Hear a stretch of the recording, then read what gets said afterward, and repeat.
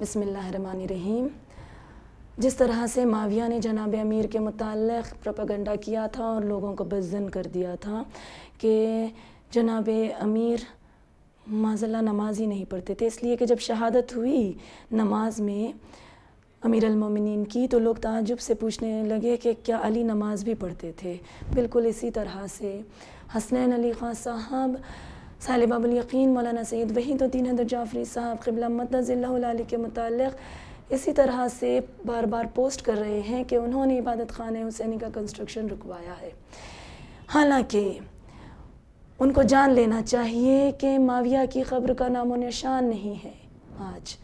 دنیا دیکھ رہی ہے اور علی ولی اصل نماز، حقیقت نماز، جان نماز تھے، ہیں اور رہیں گے۔ اور یہ بھی جان لینا چاہیے انہیں کہ کنسٹرکشن رکوانے کے ذمہ دار وہ خود ہیں، ان کے خود ہاتھوں سے کنسٹرکشن رکا ہوا ہے، اس لیے کہ جب تک کہ وہ عبادت خانہ حسینی کو مسجد بولتے رہیں گے، منشاء وقف کو بدلیں گے، تو ہماری جانب سے نہیں بلکہ حکومت کی جانب سے، قانون کی جانب سے، کورٹ کی جانب سے کنسٹرکشن روکا ہی جائے گا، رکا ہوا ہی رہے گا۔ اور حسنین علی خان صاحب، آپ جو یہ مجمع بتا رہے ہیں اور اپنا ذاتی کمال سمجھ رہے ہیں، دراصل بات یہ ہے کہ پہلی بات تو یہ ہے آپ عبادت خانہ حسینی کے لیے بھی نئے ہیں اور مذہب میں بھی نئے ہیں، آپ کو کچھ معلومات نہیں ہیں۔ اور آپ جان لیجئے کہ عبادت خانہ حسینی میں صبح ضربت کی جو نماز ہوتی ہے، صبح ضربت کی نماز میں مجمع اسی طرح سے آتا ہے، ایسا نہیں ہے کہ دارالشفا، نورخان بازار، ماتا کھڑکی، پرانی حویلی وغیرہ وغیرہ یہاں کے جو مساجد ہیں، عاشور خانے ہیں، وہاں پر جو نماز ہوتی ہے وہاں کے سارے لوگ عبادت خانے میں جمع ہو گئے، نہیں، وہ خالی ہو گئے، ایسا نہیں ہے۔ عبادت خانے میں پہلے ہی سے لوگ آتے تھے اور یہ وجود علی کی کا لازمہ ہے کہ حلالی خود بخود علی ولی کی جانب کھنچتا ہے، تو چونکہ وہ صبح ضربت کی نماز تھی اس لیے لوگ جمع ہوئے اس مقدار میں۔ اگر ایسا ہی ہوتا تو پھر اعمالینی میں شعبان کے پکچرز ہیں، دونوں کمپیئر کر سکتے ہیں لوگ کہ شب برات اس قدر مجمع نہیں تھا جس قدر کہ صبح ضربت کی نماز میں تھا، یعنی جو حلالی ہے وہ خود بخود علی کی جانب کھنچ کر آتا ہے، تو آپ کو اتنا تو سوچنا چاہیے۔ اور اب کم سے کم آپ نمایاں مقام پر جس طرح سے محراب بنا ہوا ہے، دیکھیں کہ لوگ علی کے نام پر جمع ہو رہے ہیں، تو اسی علی کے نام کا عاشور خانہ نمایاں مقام پر جیسا کہ محراب نظر آ رہا ہے آپ کو بنانا چاہیے، آپ کو اس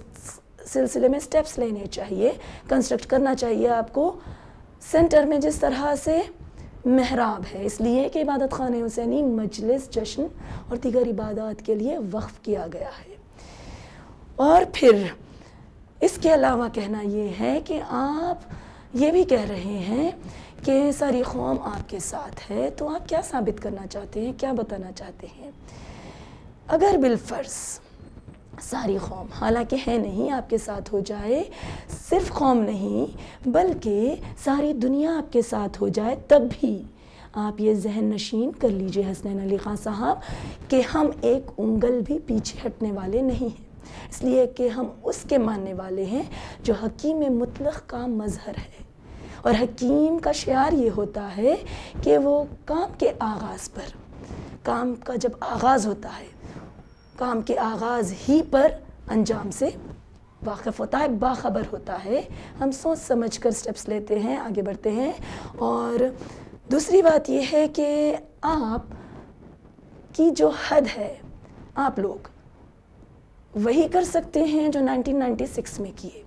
یعنی شہید راہ حق کا مرڈر، ان کا قتل، اس سے آگے آپ نہیں جا سکتے، آپ کی حد وہیں پر ہے۔ اور یہ آپ جان لیں کہ آپ نے ہمارا تجزیہ برابر نہیں کیا، ہمارا کیلکولیشن آپ نے برابر نہیں کیا، آپ جانتے نہیں ہم کیا ہیں، آپ کا مقابلہ کس سے ہے، اس لیے کہ آپ سوچیں اور لوگ بھی سوچیں کہ انسان کی زندگی اور جائیداد، عالم دین کی زندگی اور جائیداد، شہید راہ حق، صالح باب العلم مولانا سید تقی الدین حیدر جعفری صاحب قبلہ مدد اللہ العالی کی زندگی اور جائیداد، کوئی تقابل نہیں ہے، کوئی مقابلہ نہیں کیا جا سکتا ہے، جب جان دے سکتے ہیں سرکار ریاض الملت علیہ مقامہ، آپ نے اپنے بیٹے کی، جوان بیٹے کی قربانی حق کے لیے دے دی، اور خدا کا شکر ہے کہ ورثے میں ہمیں ان سے یعنی سرکار ریاض الملت علیہ مقامہ سے یہی ملا ہے۔ یہ اور بات ہے کہ لوگوں کو دولت، حکومت، طاقت ملتی ہے ورثے میں، یہ تو عام بات ہے، یزید کو بھی ملی، تو کوئی خاص بات نہیں ہے، لیکن ہم کو سرکار ریاض الملت علیہ مقامہ سے خدا کا شکر ہے کہ ورثے میں یہ بات ملی کہ حق کے لیے کس حد تک آگے جانا چاہیے۔ تو آپ یہ ذہن نشین کر لیجئے کہ ہم پیچھے ہٹنے والوں میں سے نہیں ہیں، اور پھر یہ بھی سن لیں کہ آپ نے جو سٹیپس لیے ہیں، آپ کے جو اقدامات ہیں، ان سٹیپس کے ری ایکشن میں جو ایکشن ہوگا اس کے ذمہ دار خود آپ ہوں گے۔ جی ایچ ایم سی اور اس ایریے کے جو ایم ایل اے ہیں، ایم ایل سی صاحب ہیں، اس ایریے کے کارپوریٹر صاحب ہیں، وہ خوب جانتے ہیں کہ دارالشفا، نورخان بازار اور پرانی حویلی وغیرہ وغیرہ یہ اولڈ سٹی میں کس قدر اللیگل کنسٹرکشنز ہیں۔ 99% بلکہ اس سے بھی زیادہ اللیگل کنسٹرکشن ہے، اور حسنین علی خان صاحب نیو سٹی میں رہ کر اولڈ سٹی والوں میں انتشار اور فساد پھیلا رہے ہیں۔ یہ غور کریں، اس ایریے کے ایم ایل سی صاحب، کارپوریٹر صاحب، ایم ایل اے صاحب، اور عبادت خانے کے اطراف کے مکانات نہیں بلکہ اس کا اثر دارالشفا کے تمام اللیگل کنسٹرکشنز، نورخان بازار اور جتنے قریب کے ایریاز ہیں ان سب پر اس کا اثر پڑے گا، اور اس کے ذمہ دار رہیں گے حسنین علی خان صاحب۔ آخر میں اتنا ہی کہوں گی حسنین علی خان صاحب سے کہ آپ جس کو ہڈی ڈالتے ہیں اور ہڈی ملنے کے بعد وہ ساحل باب الیقین مولانا سید وحید الدین جعفری صاحب قبلہ مدظ اللہ العالی پر لعنت پڑھتے ہیں، ان سے آپ کہیے کہ صرف فیس بک پر نہیں بلکہ اپنے گھر میں بھی تسبیح لے کر صبح شام ساحل باب الیقین مولانا سید وحید الدین جعفری صاحب قبلہ مدظ اللہ العالی پر لعنت پڑھیں، اور آپ اس کی تائید کیجئے۔ لعنت باشعور چیز کا نام ہے، وہ جانتی ہے کس پر اثر کرنا چاہیے کس پر نہیں، اور دنیا دیکھے گی کہ لعنت پڑھنے والوں کا اور اس کی تائید کرنے والوں کا کیا حشر ہو رہا ہے۔ اور یہ بات بھی جان لیں کہ جیت حق کی ہوگی، یعنی شیعہ امامیہ اثنا عشری اخباری المسلک کی، یعنی ہماری جیت ہوگی، اور باطل کو یعنی حسنین علی خان کو شکست فاش نصیب ہوگی انشاءاللہ تعالی بتائید امیر المومنین علی ابن ابی طالب علیہ الصلوۃ والسلام۔ اللہم صلی علی محمد و علی محمد۔